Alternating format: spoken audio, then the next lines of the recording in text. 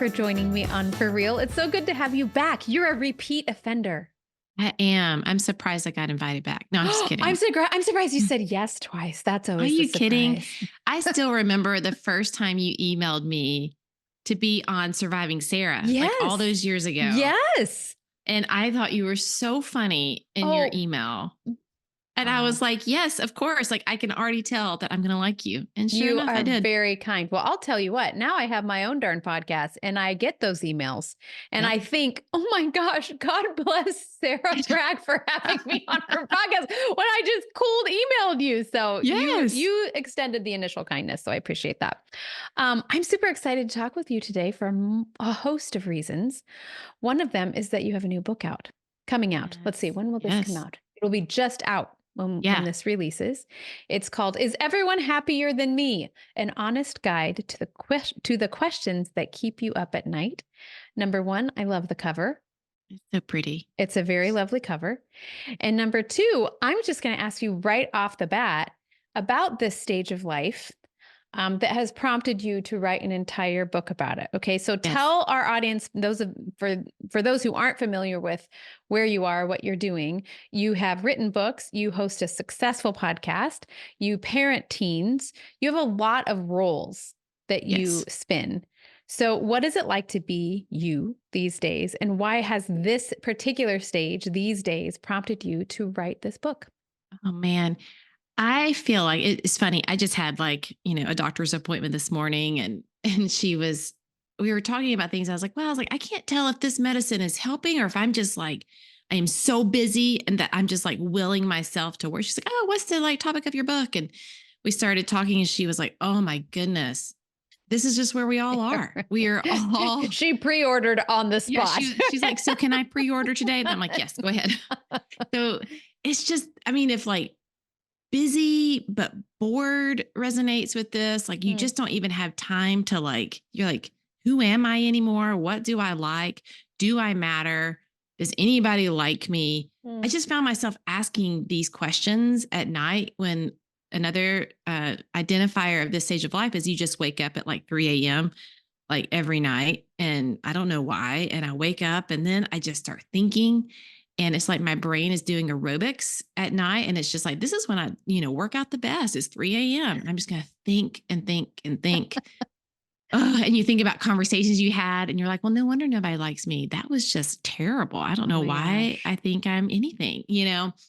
And so that's the season I'm in where I'm so busy, shuttling kids around from thing to thing, trying to, I don't know, have some sense of success in work, some sense of meaning in what I do, whether that's in work or just in life. And I just feel like we're just kind of bumping up into a Mm, lot of walls where, mm, I was telling my doctor, I was like, in our 20s and even into our 30s, we're just sort of bright eyed and bushy tailed and the future is all in front of us, and we're so driven and then you start approaching 40 or getting into your 40s and you're just going, huh. So I don't really want to think about that future because that future feels like the end. And I don't mm, want that. Maybe this is a true Enneagram 3 speaking on that. But I just wanted go more. And you're going, is this mm, it? Like I've mm, done all this work or I've, lived this life. And is this it? Like, is this mm, all that I've been doing? And so realizing what prompted all of this was just feeling that sense of unhappiness, kind mm, of unsettled and discontent, and mm, wanting to figure out how to find a little bit of happiness and have a sense of connection and mm, peace and contentment in this season of life, mm. right where I am. Yeah. I love the 3 a.m. aerobics idea. Mhm. There's something that's happening in my own body at that time, and I'm Yep. so confused because I usually am a very sound sleeper, and I've noticed that as well. That it's almost like if I don't have the time to process things, my life, my whatever's happening in our home and in my heart and my head during the day, my body will just decide, well, listen, since you didn't take the time in waking hours, 3 a.m. is a wonderful time for you to revisit absolutely every part of your existence, which is so not only fatiguing the next day, I get instantly anxious that I'm not sleeping. Yes. Yes. Okay, And oh then my you start gosh, doing the math on like, I'm how not going to many get enough hours? sleep. How Yes. many hours? Yep. I'm Yes. actually totally a weirdo when I sleep. I wear earplugs because I'm super sound sensitive. And so I hope if anyone needs to get a hold of me, you have access to Mark because I won't hear you. And then also I can't look at the clock when I wake up because of the math. Yes. Yes. So I think you're not alone. I know I'm not alone. I'm sure part of that is just like the shifting hormones and things like that, just what we're doing biologically. But you hone in on what you've been talking about publicly and in your book. You hone in on a few things that are conspiring to kind of make this season of life feel less meaningful or less fulfilling Yeah. than they could be. And one of the places you start right off is the idea of comparison. I wholeheartedly agree that comparison is messing with us. Hmm. We are not just comparing ourselves to the Joneses. Remember when our parents would say that? Yeah. Keeping up Yeah. with the Joneses, it's better. Right. Whatever. The Joneses are like one of 8 million feeds that I Yes. can just like pull Yes. up at all times. The Joneses are like exponentially more. So, Yeah. talk to me about comparison and what it's costing us. Oh my goodness, it's costing us so much peace. I'll tell you that Mm, right now. You pull in, you're hitting the nail on the head. I mean, no longer is it you have to, we used to compare, maybe our neighbor, like because it's the right. the closest in proximity. Oh, their house is this and my house is that. And now you just have everybody to compare to you. And Mm, and not only that, I'm 45 years old.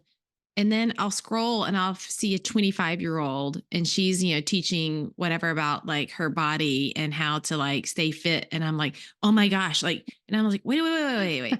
Like my body is different than her body. I've right. had babies. I've Right. had like hormone, like there's just so much I've like had it's 25 more years of gravity. yes. I mean, it's going to be Yes. different. Yeah. Yeah, my instinct is to go, we are the same. Ah, We are two like beings that should be mm, compared. And if she's coming out better, I need to figure out how to, make that happen for myself. Well, then right. that just spins me out. And I'm like, well, I've been trying and it's not working. Cause well, you know what? It just isn't. And it's not possible. Like you And it's said, not meant 25 to. years. Yeah. Right. Yes.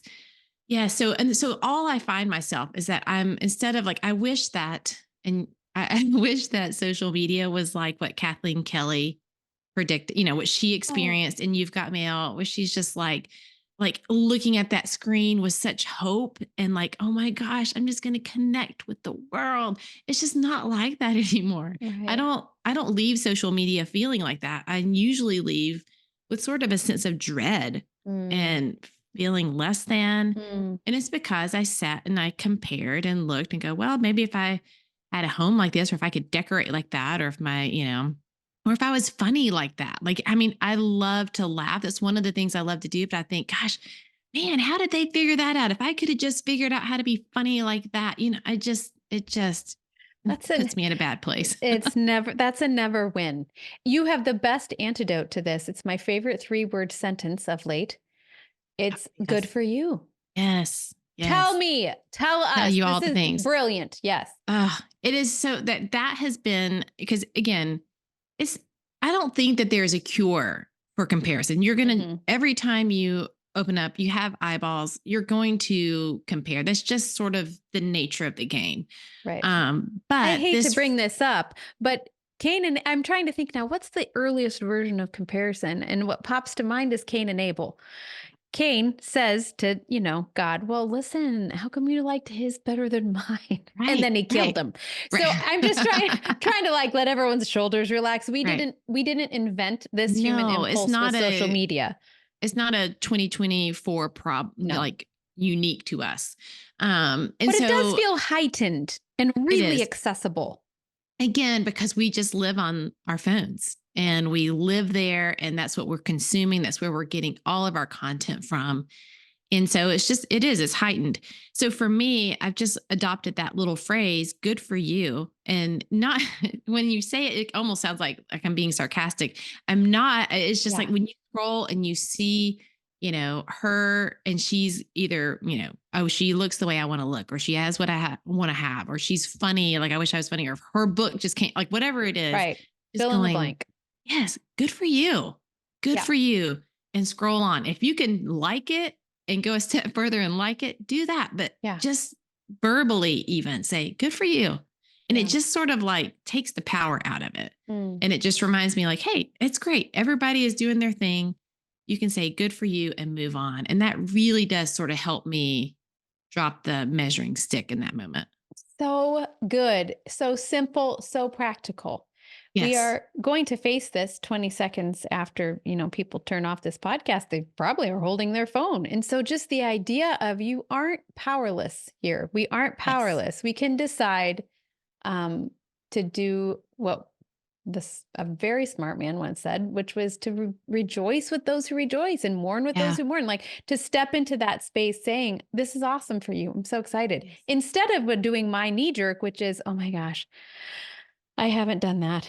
Yes. I'd be doing better, a better parent, a better wife. I'd sell more books. I'd have like it's amazing how I fill in all of these Yes. gaps with one tiny photo and a caption. What in the heck? That's a Yeah. horrible idea. You mentioned that nothing kills comparison faster than confetti. I love Yeah. that I line. know. I know. And I tell the story in this book, but the image I have in my mind is my youngest, Rory, when she was young. She loves a party. And Mm, she still loves a party, but when she was young, she would go to a birthday party and she would position herself beside like whoever's birthday it was. yeah, And she would just like look at that girl with like this, like, and like, oh my gosh, it's your birthday. And that's was just awesome. singing her heart out and just so excited. And that's the image I see when I say, like, throw the confetti. Like, Mm, if we could get to a place where like your good doesn't diminish anything about that's me, right. and that we can throw the confetti, I mean, I think that we would have a lot more peace in our life if that was Mm, our approach, that we could look at what you're doing mm, and throw some confetti and have that sense of like that face like my daughter has at a party, and just the like, oh my best. gosh, this is so exciting for you. Look, you're getting all these presents. Oh my goodness. Throw some confetti. I just think peace and happiness would follow instead of that sense of dread and worry and angst about your place in this world. Right. No, that's so well said. I don't know that that's unique to middle age. I don't think you're saying that. I think actually it takes different shapes, this idea or the temptation to use comparison as the measuring stick. I think that takes different shapes throughout different seasons, but it does feel like, when you're hitting your 40s, I have noticed this even in my friend group that there seems to be this collective moment of, we've gotten through a bunch of milestones, right? We've finished college, a lot of us, maybe grad school, done the first years in our jobs. We have little kids aren't around anymore. People can tie their shoes. They're even brushing their teeth on occasion. And so I feel like there's this spot in the road in your 40s, around midlife where we do kind of head on a swivel, start thinking, wait, okay, so I've been working, my head's been down, right? I've been working my Yeah. tusher off. Now what? So maybe is that why comparison in this stage feels maybe weightier? I don't Yeah, know. I'm not sure. I was thinking that I feel like it's just heavier. I think things like it is that you're like, well, I've done all these things. Why don't I have more to show for it? And this Mhm. person has been on the map for 4 seconds, and look at what all they have. Yeah. Or like it's easy to compare in parenting. Mm, And you're going, well, their kids, sure. Like, I mean, they're all A students and they never do anything wrong. mhm. And then look at my kids, it's just that feels weightier, Yeah, like we're producing these humans that are supposed to like go out into the world. And what if mine are just like in a ditch somewhere, like because yeah, they don't even know how to pick up their towels off the floor, like totally. And what have will I they ever? produced? Yeah, Right. What totally. have I produced? And so it just feels heavier. I feel like Mm, the older you get, because again, your time is running out. I mean, mm. and so you feel the weight of that and you think, well, did I do enough? I just think that's probably pays a Part of lot it. of reasons Mhm. why. One of the ways you suggest launching out of that, um, first, just very practically speaking, just be ruthless in limiting the time you have Yeah. on social media or on your phone. Or, I mean, obviously, we put ourselves in the position to feel this way. Well, maybe we need to limit the time. Um, that's definitely a practice at our house. More time, it's an endless feed. So there's never a time when your phone will say, "Don't you think you've had enough?"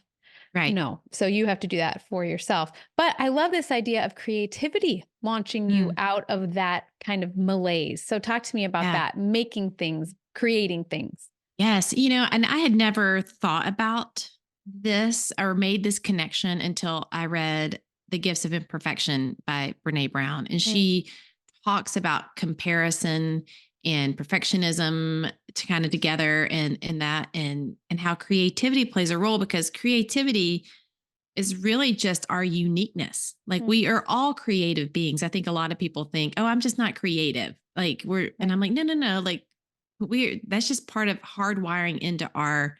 humanity, is It's being like saying you creative." don't breathe. You do. Yes. Yes. It Everyone might does. not, Yep. it takes Might different not look it. forms. Right. We've sort of narrowed down in our culture what like creative, oh, you're an artist, you are, a painter, or you're whatever. But I think that creativity can look very different. I think even like organizing things is creativity, problem solving is creativity. All Mhm, these things that have to use your brain to come up with some kind of mhm, like solution, those are all creative things.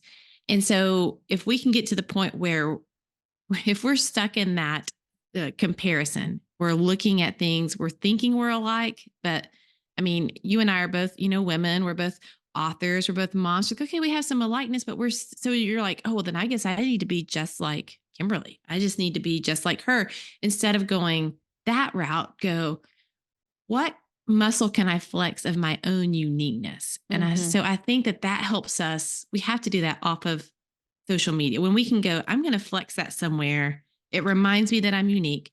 It reminds me that I'm like my own person. I bring something to the table that's uniquely mine. Mm. And I think that helps curb some of that comparison. When we're exercising that muscle and enjoying that, it helps just remind us that, well, the world is bigger than what these two things that I'm looking at That's and right. comparing needs to be. So for me, like when I was knee deep in just a hard season of comparison and just feeling angsty with social media, I took like a 4-month hiatus and I didn't even get on. I like fully removed it from my phone, just didn't even go there. But I picked up like the ukulele, and I've always been musical. I've loved music, but somehow as adults, we think we no longer need to do the Mm, creative things that we loved when we were kids.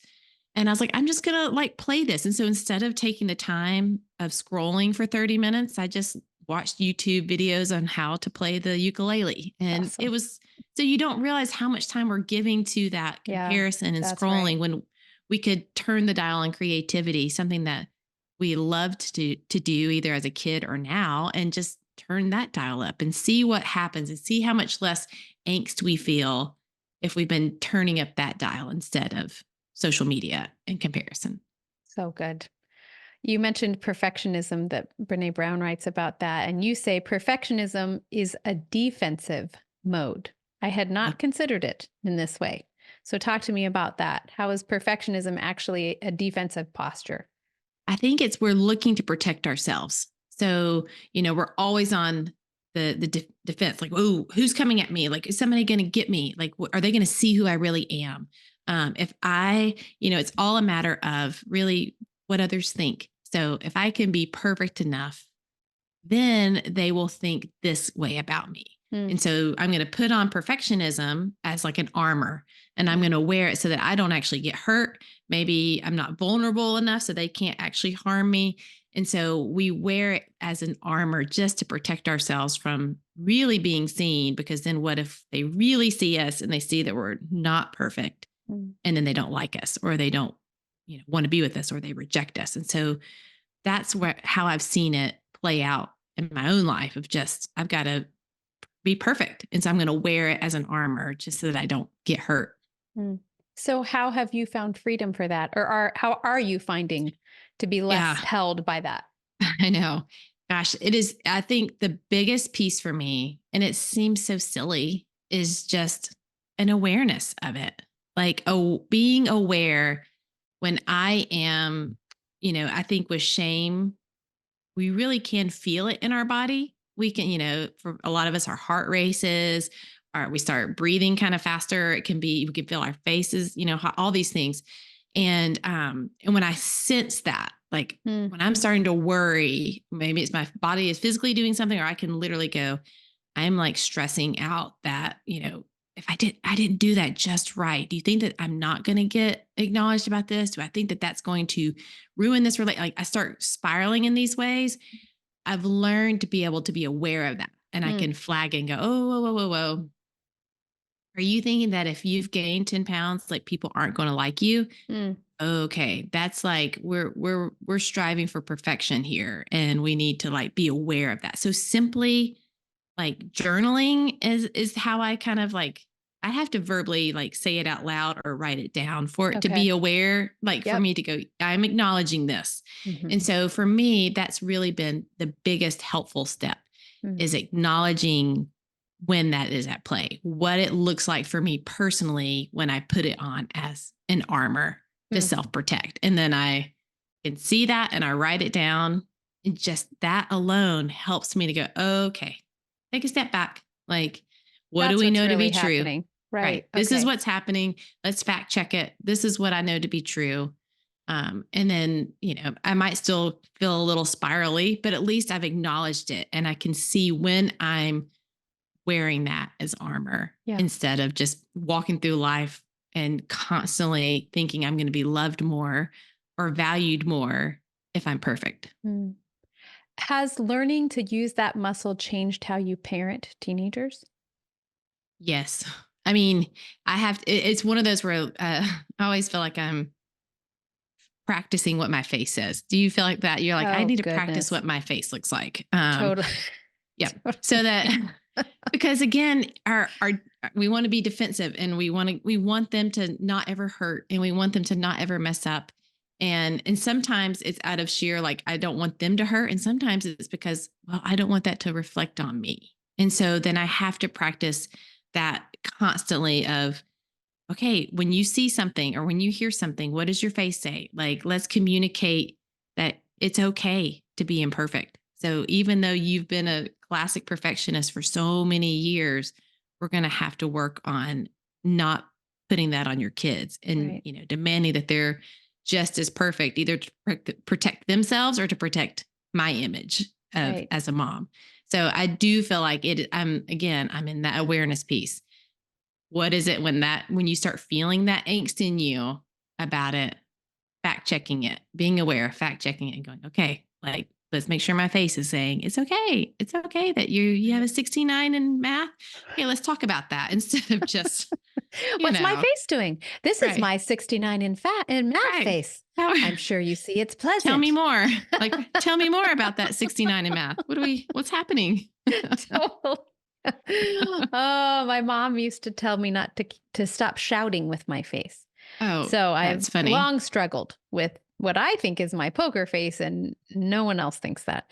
Yep. Sarah, one of the other things you talk about, you've kind of wrestled with, is at this time in life, the loneliness Yeah. that can really descend on lots of folks. I've definitely noticed this with friends who have moved during this time. It's not the same as when you had play dates with kids, parents a million times. You don't talk. There is no carpool lane. Well, there is a carpool lane, but it's partly with, 15, 16-year-old drivers. Right. So everyone's just Right. hoping not to perish. This loneliness that has, I mean, people talk a lot about the loneliness epidemic. And I think, post COVID, it's almost like we don't remember how um, to do this very well. Some of that is feeling clunky. The idea of friendship. So you talk about reaching out. That just making a one effort to reach out is really what we do first. You cite Yeah. this University of Kansas study where the researchers found it takes 40 to 60 hours for casual friendship, 80 to 100 for friendship, and more than 200 hours spent together for a good friend. Those are their monikers Yeah. for these different Yeah. groups 200 hours, Sarah. Right. That is a lot of time to feel like Right. you're really close to someone. So, do we just need more patience in this area? I mean, I read that number and I'm like, Right. I do not have 200 hours Right. to give to anything right now. So, tell us, how can we rejoin the idea of rich friendships in a time where it feels like things conspire against us Yeah. for that? Yeah. Oh, for sure. I read the same thing. I was like, oh my good. Well, on one hand, I was like, well, I'll never have a friend, Never. but Yes, that was it. Hmm. on the other hand, it made me feel like, oh, okay. Like, it's no wonder you just moved Right. to this city, a few years ago. Like, it's no wonder that you don't have the same level of friendships that you had at the place before. And so it kind of Totally. helped me to go, it's okay. It's okay. So I feel like I had both of those Hmm. feelings about it. Um, but you know what? The other thing, and goes back to that social media, I don't know, we could pull up our social media right now and how many, air quote friends do we have? And you have, maybe thousands of friends. And then on Facebook, you have, another 1,500 friends there. And you're like, it's like this false sense of like, oh, but I have all these people that know me, but that's not true. And it makes us think that we really need like a bushel of friends. Like we need Right. all of these people. When in reality, we just need like one or two. One or Like, two. Yep. right. And so when it comes to, just choose to invest in someone and figure that out. Like for me, I have as friends, this was before we moved to Tennessee, and so before COVID hit, the pandemic hit, there was a group of four of us that were friends, all friends. Kids were in the same kind of genre of age, and we would do some similar things. And then when the pandemic hit, you know how you just kind of like gravitated towards, you couldn't do a lot with a lot of people. Right. So just two of us started walking every Friday because you could, be 6 feet apart. You could do the whole thing. And we would walk for like 3 hours. And by walk, I mean like it was like a slow stroll because we're Yeah. like, we don't want to go back into our house. So let's just slowly stroll around. And every Friday morning, we met and walked. And then we both ended up moving away from that town in 2020. And we have kept up every week. It still says on my calendar, walk with Leslie, Mm, even though we're not actually walking together, but every Friday morning we meet and we talk on the mm, phone. And mm. that has been that investment. We are putting in those hours, putting Yeah. in, we've had over 200 hours of collective time together at this point, even though we're not even in the same city anymore. Right. So I think it's going, who can I just start building some collective hours with? Because you Mm. don't need, the 17,000, friends No. that you have online. No. You just It's need not a a rock concert. It's a no, you friendship. just need a So, couple. yep. And so, whether that's someone that that you don't even live in the same city anymore, but you really get along and we're going to talk Mm, every week, or if it's someone that does live here and you're like, I'm just mm. going to start investing some time and putting in those hours. I think that's really beneficial. Well, the verb you use is invest. And that, Yeah. I think that's where we get tripped up. And you said find someone in whom you can invest. So that's different from no one's calling me. I'm Yes. not That's getting hard. invited. I mean, Yeah. we've I walked through want, this with our kids too, yeah. but I think adults do the same thing. Well, I didn't get invited. Well, maybe we invite then, Yes. right? Maybe And we, you're we the want one. to be the ones getting invited. I get Totally. it. Sometimes it just requires you having to be the one that Right. initiates. And that's Right. hard and that's vulnerable. That's scary Very because you're like, what if they vulnerable. say no? Right. But Yeah. No, we I also love don't want that. to be lonely. Right. I love just the idea of a Friday morning walk, either Yeah. together or separately. I mean, even just penciling that in, it's amazing. Again, we we act like we have no time, but I think we could just, pick the lock a little bit and find time Yeah. for Yeah. ukuleles and friendships Yeah. that would I be mean, it's much true. more fulfilling. Yeah. Yeah. I mean, I think it would be a helpful exercise to look at your day and maybe keep track of every day for a week. And where did I spend my time? How much time did I spend on Instagram? I was shocked at the amount of time I was spending on social media Right. and how much time I all of a sudden had on my hands when I took that break. Hold the I was like, plug. oh, what do I do with myself? This is a Right. lot of time. So I think that you could then look at that or build in, oh, I actually have time for a coffee or a walk or a drink or whatever Right. once a week with a friend. Right. Like I have 1 hour a week that I could give to that. Like I Definitely. think you would be surprised to find some time that you actually do have Mhm. or some trades that you can make in your time. Right. Barter for the better thing. I think Yeah, that yeah, makes yeah. sense. Sometimes I'm astonished at all the things, all the time at night. Your subtitle is things that keep you up at night. Mhm. I'm astonished at all the reasons we can worry about our children and our families. And you Oh, address this yeah. in your book. You talk about this meme that made me snort laugh. It says, "My son just got a face tattoo and he was breastfed. Go ahead and give the formula. It doesn't really matter what you do." That's a wonderful thing that you gave to Yes. me that I quoted to my family. I'm wondering how you deal with worry for your family, because we talked about kind of some of the things that maybe are a little bit more self-focused. Yeah. Um, and I think apart from perfectionism and the worry about how our kids reflect us, this whole idea of all the things that are coming at Yeah. your kids and my kids and our families all the time, that can keep you up at night. So, how do you personally deal with that? If you wake up tonight at 3 a.m. Ugh. and you're starting to spin out about Sinclair, Yeah. what do you do? Yeah. So a lot of times I have to, and this is just a real practical, I will tell myself, you can think about this tomorrow. You 100%. don't have to think about this right now. Yep. And a lot of times that will help me. Sometimes it doesn't. Yep. But sometimes just giving myself permission to think about that tomorrow. Like Right. spend some time. If this is a really big thing, and sometimes it is, sometimes it's usually really like things that matter, then you know what? Give it some time tomorrow. Sit with it in the daylight. You don't have to think about it right now. hmm Like, and so It's that amazing that helps. sometimes works. I think your brain, there's actually some neuroscience research about this that I read, that you Yeah. can boss your brain around with that. You Yeah. can say, Yeah. I'm not forgetting it. I'm not Yes. going to do it right now. I can't do it right Yes. now, but tomorrow we'll revisit. Yes. Or I'll write it down on a post it or send myself a quick email at Yep. 3 a.m. And hmm just so that I go, see, you're not going to forget it. Right. You send it to yourself so you can think about it tomorrow. hmm And that helps me to just sort of settle down a Super little bit smart. about that. Yeah. hmm Yeah. Yeah. That's a great just beginning for the next day. Typically for me, you mentioned sometimes those are really rough things that will feel just as weighty in the morning, but a lot of times they don't. A lot of Yeah. times by morning, I think, oh, I think actually she has Yeah. all she needs for that. She's going to Yeah. figure it out. I don't need to figure it out for Exactly. her. Yes. And sometimes it's like these are things like I mean, it just needs some time. Right. And you don't know yet. And we're just kind of freaking out over the uncertainty of it. hmm But I can't make any certainty come faster. So I just need to remember we'll see what information we have tomorrow Uh-huh. and see what we need to do tomorrow. But right now, you have as much information as you have. And this is just where you are. Like it Good. just has to settle down a little. Yep. It feels like this is my final question for you, Okay. Sarah. It feels like a lot of what you have learned in this stage and are learning about midlife comes back to the idea of remaining curious about yourself. Yeah.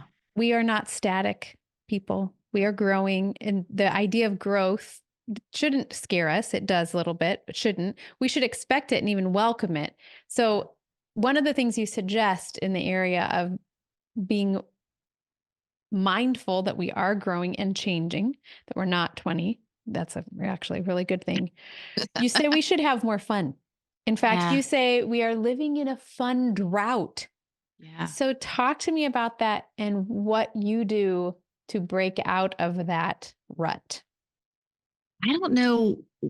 I just think that's universal. I think somewhere along the ways, maybe because we're so excited to grow up, Mm, everybody's like, what are you going to be when you grow up? And you're like, we're like, I'm so excited to like figure my life out. And and then we get to that growing up part, those first steps, and we get so excited about our work and so excited about these other things that we just stop doing a lot of the things that were fun for us in a previous stage of life. And then you become, maybe you become a parent and you realize I don't really have any time ever. And the first thing to go is anything for yourself. mm, And I think I'm realizing that we have to have fun. Like fun matters. Fun helps keep us sane. It reminds us that we are still a unique human. Like just Mhm. because I have parents doesn't mean that that's now my whole identity. I have to put it all there. And so I think what I've realized in the last few years is even myself was in a fun drought Mm. and not doing anything that I just thought was fun. Right. Maybe we collectively as a family thought that was fun, and that can work too.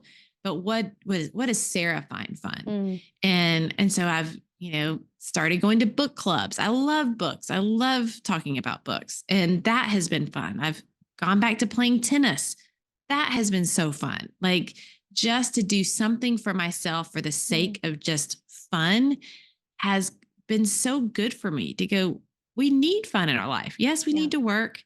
Yes, we need to parent. Yes, we need to do these things, but we also need to remember that we need to have a little bit of fun along the way, that life is meant to be lived and enjoyed.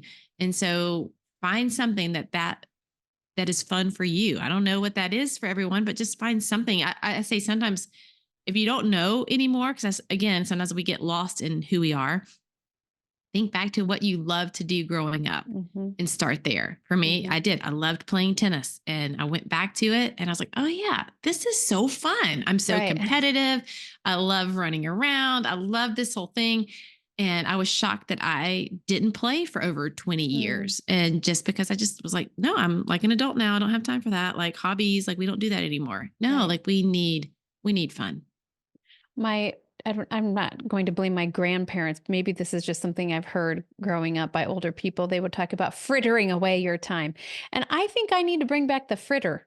Yes, I think There's so.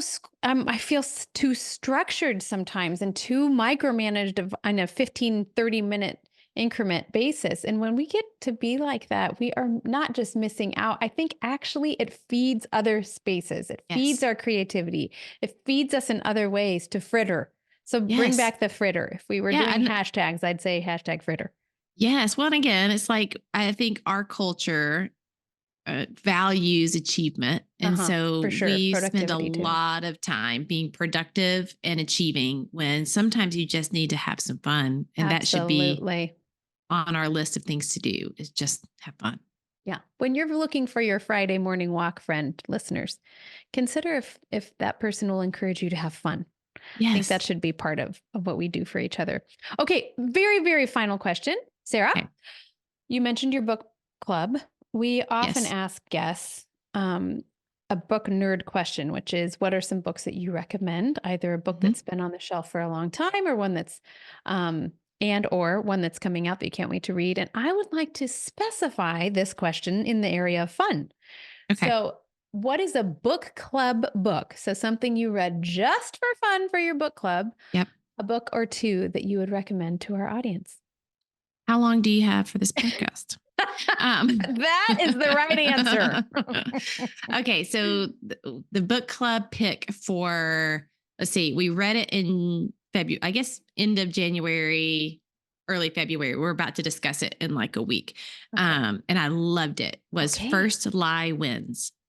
I don't First even Lie yes. Wins. Do you know the I don't author? know the author. Okay, I'll I look mean, it up. We'll put it yes, in look the it up. show notes. I think it was like the Reese Witherspoon book club pick for Okay. January. It Okay. was great. It was one of those Okay. like, I mean, it's not a thriller, so it's not like scary, but it's one of those like, oh, who, Domestic suspense. like what's Yeah. going on here? Like, and there was twists and turns and things I didn't see coming. And so I loved that one. Great. That Great was recommendation. yeah, that was a O- great one. Okay. Any others over the years? One more. Hit us Okay, with one more book club lady. okay, one more. And then the book club pick before that was The Housemaid, Okay. which was also sort of, it was a little bit more thriller, like who done it and what is going, and there were Okay. some twists in that one that, I mean, it's not like scary, like, oh my gosh, I'm not gonna be able to sleep, but it was, cause I don't like Yeah. those. I'm like, don't, No, we're already dealing with I'm, being up. yeah, I'm Okay. already waking up. I don't need Yep. another reason to. I don't need to worry about this girl in the housemaid character. I don't No. need to worry about her. And so that was another really fun read was that one. Okay. Yeah. Great. Two great recommendations. We'll put Yes. all the info in the show notes. Sarah Bragg, thank you for joining me on For Real. Thanks for writing a great book. And thanks for helping us know what in the world to do at 3 a.m. when our brains don't shut off. Goodness. Thank you for having me. I always love chatting with you.